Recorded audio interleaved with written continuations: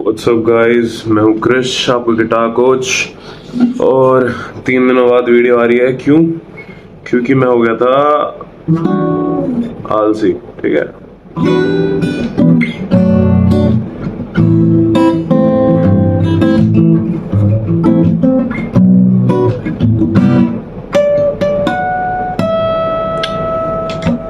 Right.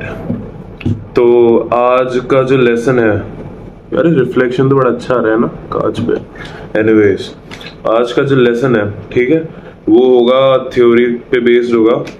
और जो मैंने पिछले लेसन्स में सिखाया है वो तुम्हें आना जरूरी है ये लेसन सीखने के लिए।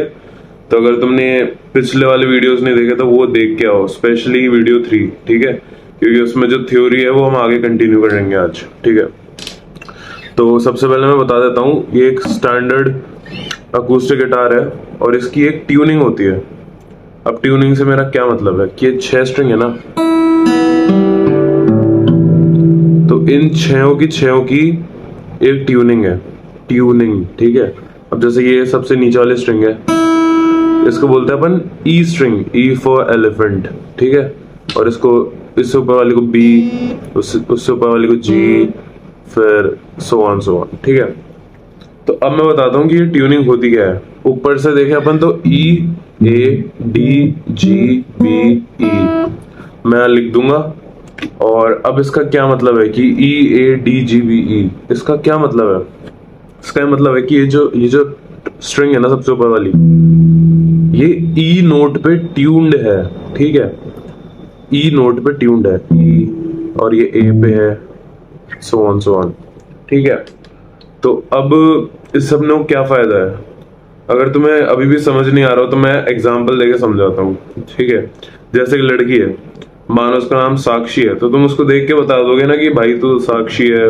या कोई लड़का है उसका नाम सार्थक है या संभव है, या मेरा ही नाम ले लो क्रिश है, तो तुम देख के बता सकते हो कि भाई अगर तुम्हें पता है उसका नाम क्या है तो तुम उसे देख के बता सकते हो, ठीक है। वैसा ही इसमें सीन है। तो ये जो साउंड है ना, इस साउंड का नाम है ई, इस नोट का नाम है ई।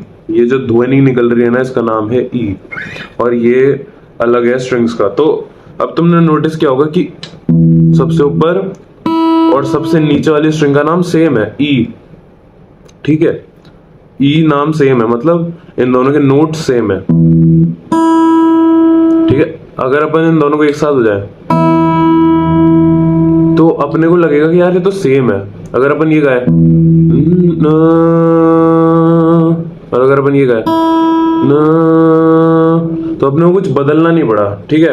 अब फॉर एग्जांपल ऊपर वाली 2 स्ट्रिंग बजा के देखते हैं।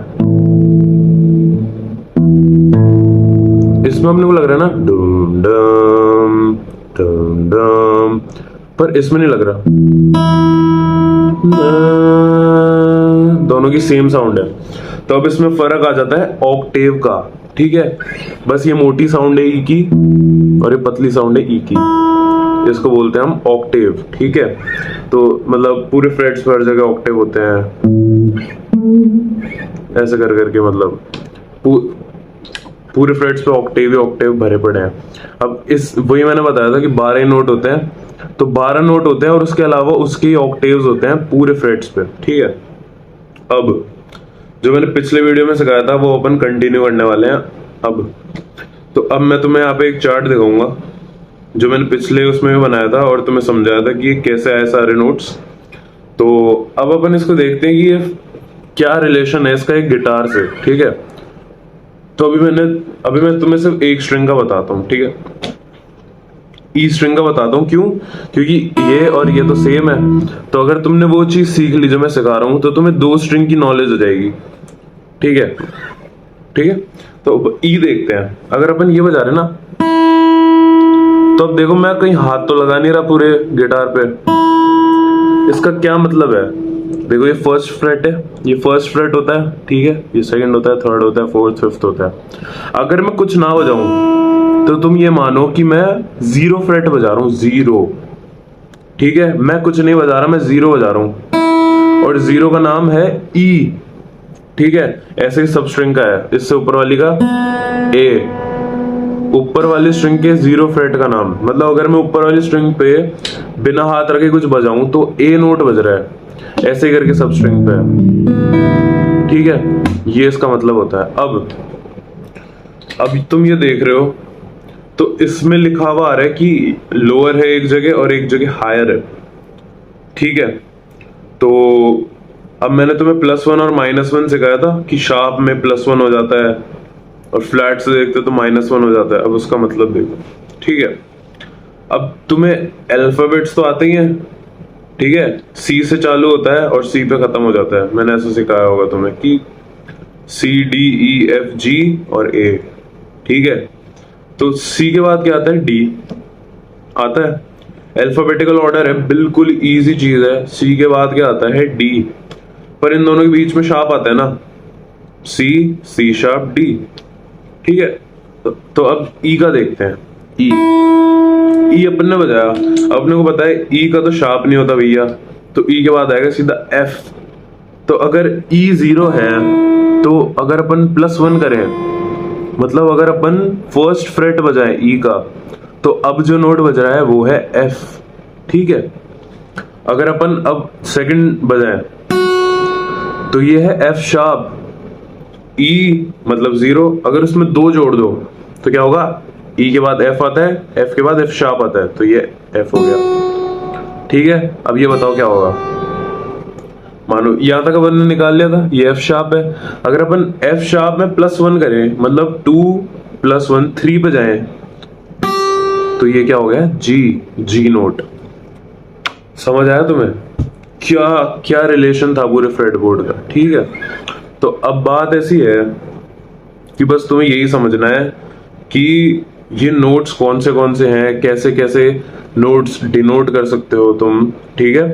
तो मैंने तुम्हें ई स्ट्रिंग का बताया और नीचे और ऊपर वाली स्ट्रिंग में सेम है, ठीक है। अगर तुम यहाँ बजाओगे तो तुम F शार्प बजा रहे हो, यहाँ बजा रहे हो तो तुम G ही बजा रहे हो, जैसे नीचे स्ट्रिंग पे है, ठीक है। इसको याद करने का एक बहुत ही मतलब इजी तरीका है, तुम मैथ्स कर लो, मैथ्स और अल्फाबेट्स को मिला लोगे तो बहुत ही इजी तरीका है ये, ठीक है। इसमें बेसिकली हो क्या रहा है, जैसे अपन माने कि अब दूसरी स्ट्रिंग लेते हैं, जी स्ट्रिंग होती है नीचे से तीसरी, ठीक है।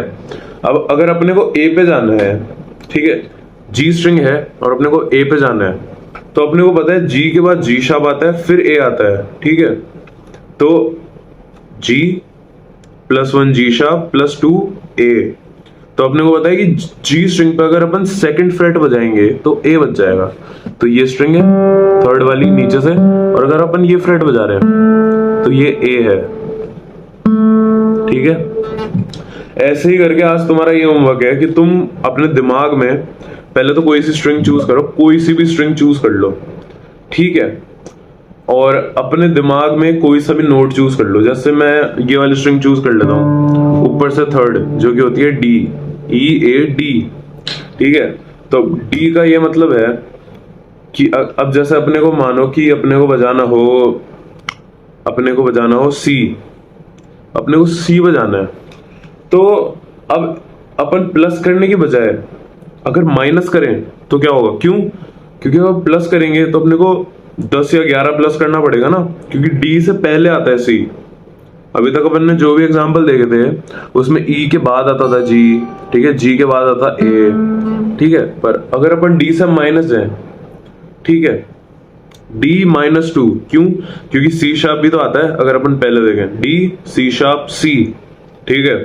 तो अब जैसे ये D स्ट्रिंग है, अब तुम एक बात सोचो, मैंने तुम्हें क्या बताया कि 12 नोट होते हैं, ठीक है।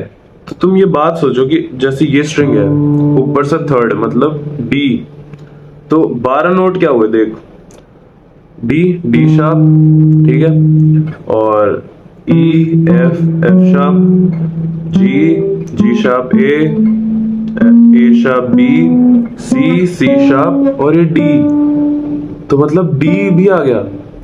अब तुम एक बात सुनो कि 12th फ्रेट पे ही क्यों आया D, 12th फ्रेट पे ही क्यों आ गया D फिर से? क्योंकि ये एक ऑक्टेव होता है, ठीक है, मैंने अभी तुम्हें सिखाया। तो ये इसमें और इसमें 12 नोट्स का गैप है, फिर से वही नोट आ चुका है। तो इस अब ज्यादा थ्योरी में जाएंगे नहीं, 0 और 12th नोट सेम होता है, ठीक है। 0 और 12th नोट हर स्ट्रिंग का सेम होता है, इसे कहते हैं हम एक ऑक्टेव। तो अगर मैं तुम्हें बोलूं कि प्लस करना है तो तुम 0 से स्टार्ट करो प्लस करना, और अगर मैं तुम्हें बोलूं माइनस करना है तो तुम 12 से स्टार्ट करो माइनस करना। अब जैसे डी है, डी स्ट्रिंग है, ऊपर से तीसरी स्ट्रिंग डी, मैं बोलूं कि सी पे जाना है तो माइनस करना है अपने को, क्यों? क्योंकि डी से छोटा होता है, ठीक है। तो ये डी है 12th फ्रेट, और अपन यहां जाए तो सी शार्प है और ये सी है, ठीक है। ये सी आ गया, यही बात है, बहुत इजी है। तुम्हें समझ नहीं आ रहा, तुम 2-3 बार देख लो वीडियो। वैसे तो मेरे को पता है, अच्छे समझाया मैंने, तुम में दिमाग भी बहुत है, तुम समझ जाओगे, ठीक है। यही आज का लेसन रहेगा, और आज का होमवर्क ये है कि अगली जो वीडियो है ना, मैं उसमें तुम्हें स्केल्स सिखाऊंगा। स्केल्स वो छोड़ो क्या होता है अभी, बस तुम जो ये जी स्ट्रिंग है ना, नीचे से तीसरी 1 2 3, तो ये वाली स्ट्रिंग, ये वाली,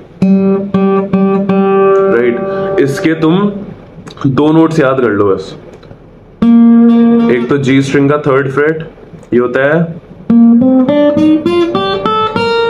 बताओ कि ये कौन सा जी स्ट्रिंग का जो 3rd फ्रेट है, ये क्या हुआ?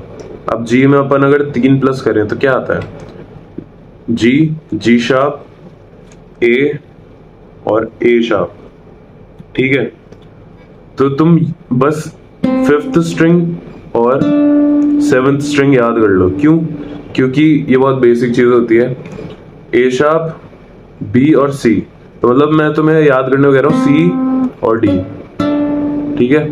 ये तुम याद कर लो कि ये जी स्ट्रिंग का जो 5th फ्रेट होता है वो सी होता है, और 7th फ्रेट होता है वो डी होता है। और एक होमवर्क में तुम्हें दे ही चुका कि कोई सी भी स्ट्रिंग पकड़ो, फिर कोई सा भी नोट दिमाग में सोचो और उसे निकालने का ट्राई करो, ठीक है। तुम्हें क्रॉस चेक करना हो तो तुम कमेंट सेक्शन में लिख दो कि भैया इस स्ट्रिंग का ये फ्रेट क्या यही नोट है, मैं तुम्हें यस या नो बता दूंगा। गलत होगा तो बता दूंगा, सही होगा तो मैं बता दूंगा, ठीक है। बहुत इजी वीडियो है, कुछ भी नहीं था इसमें, बस तुम ये बात सीख लो। और ऐसे तुम्हें कोई भी नहीं सिखा रहा, लाइन टू लाइन कोई भी नहीं सिखा रहा है तुम्हें गिटार, ठीक है। तो भाई सब्सक्राइब वगैरह करो, सपोर्ट करो, उससे ही मैं आगे वीडियोस ला पाऊंगा, समझ रहे हो तुम। चलो ठीक है, प्रैक्टिस हो गिटार।